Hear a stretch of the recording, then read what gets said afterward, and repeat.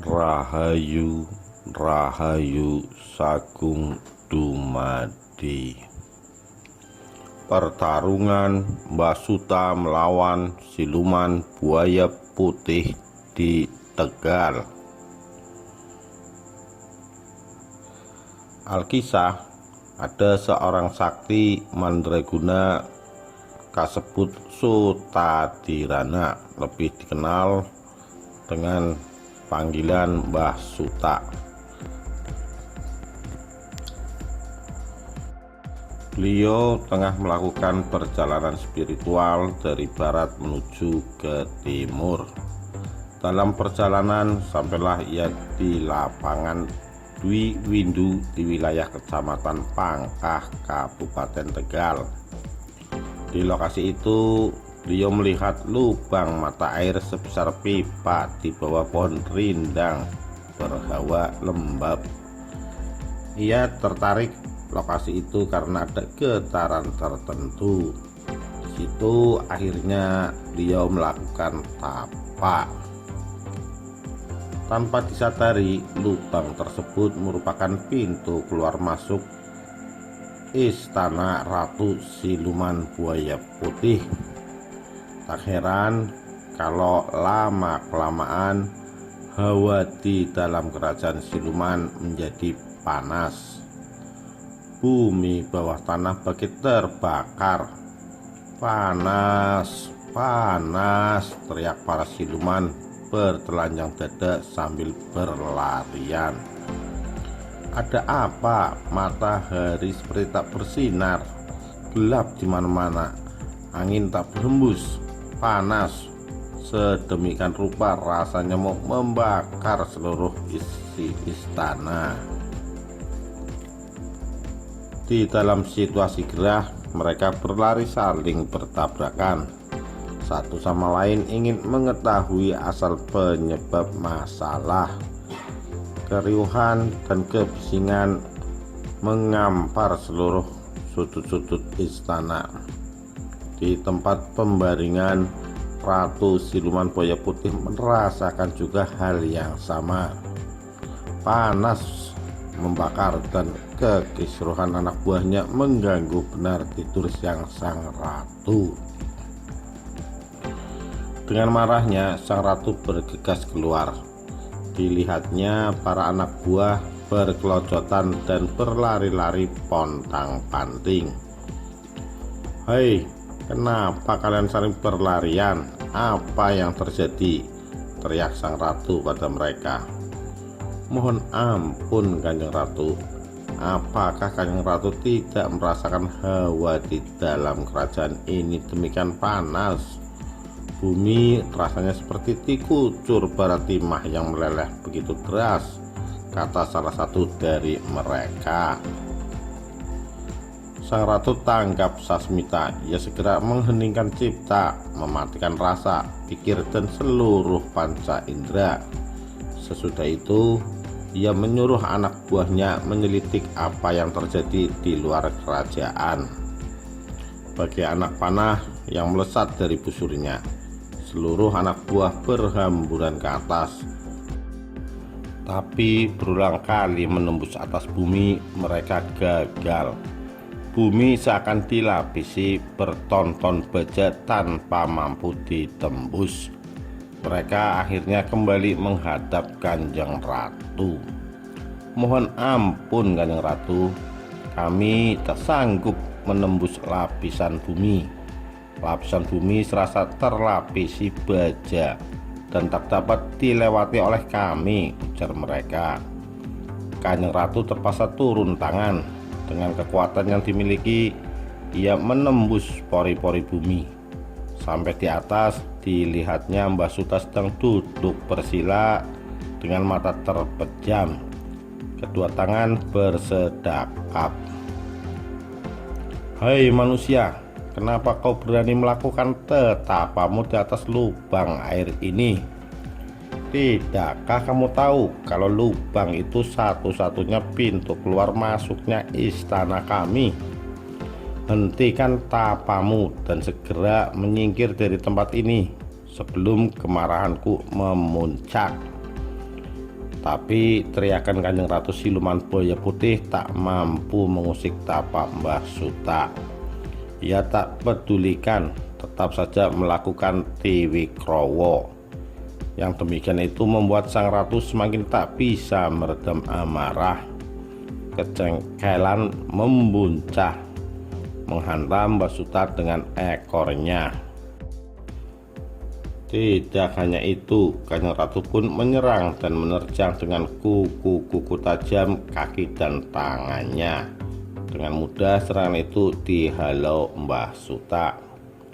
Pertempuran sengit terus berlangsung. Bumi seakan menggemuruh, menimbulkan goncangan dahsyat.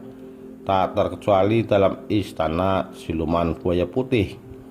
Seluruh penghuninya terbanting-banting dan berkelojotan dengan hawa panas yang semakin meranggas.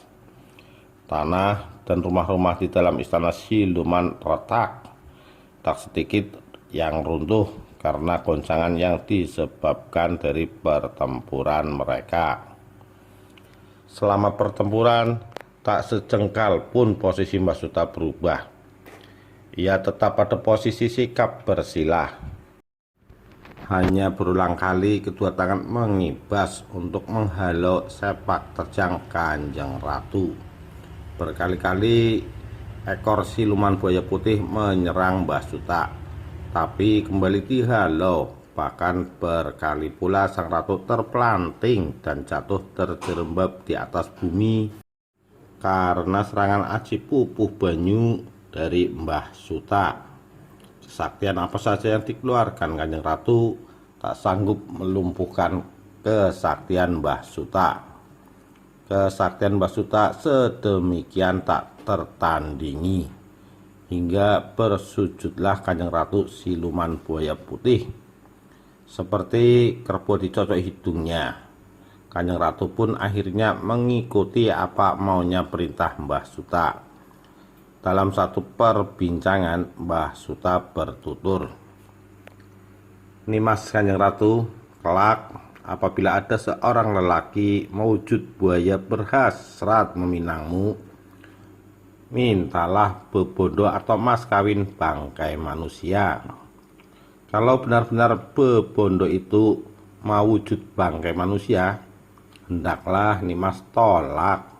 Sebab artinya ia bukan datang melamar dengan ketulusan hati, melainkan hanya karena kemolekan tubuhmu."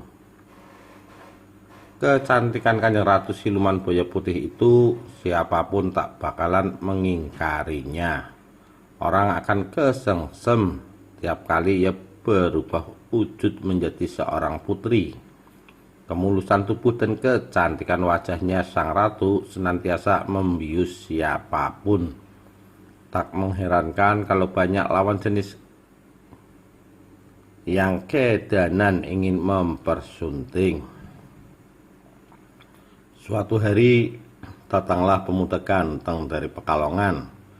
Dengan berkendaraan kereta kencana, pemuda itu menghadap Kanjeng Ratu di singgasana. Pemuda itu membawa bebondo berupa bangkai manusia. Lamaran pun ditolak dan terjadi kericuhan.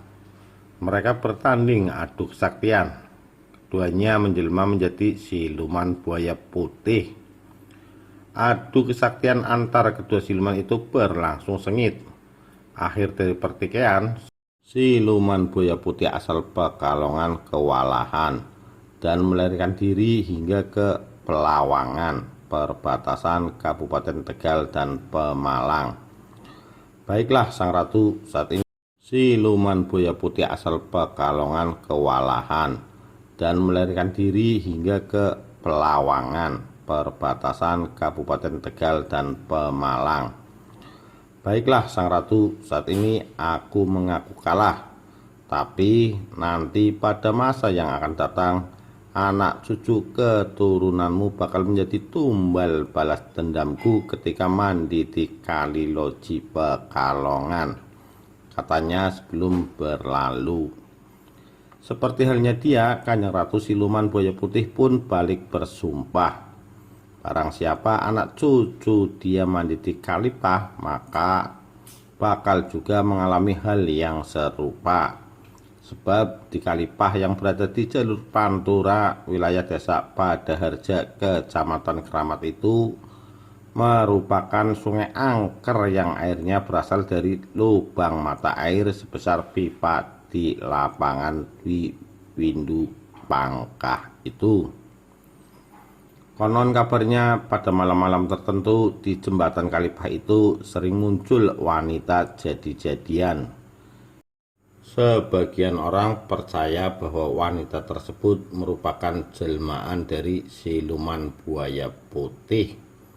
Khalifah sendiri asal muasalnya dari sumber mata air sebesar pipa.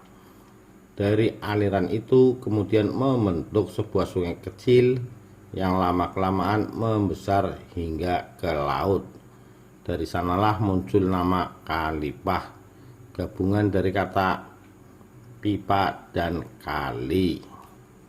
Demikian, terima kasih.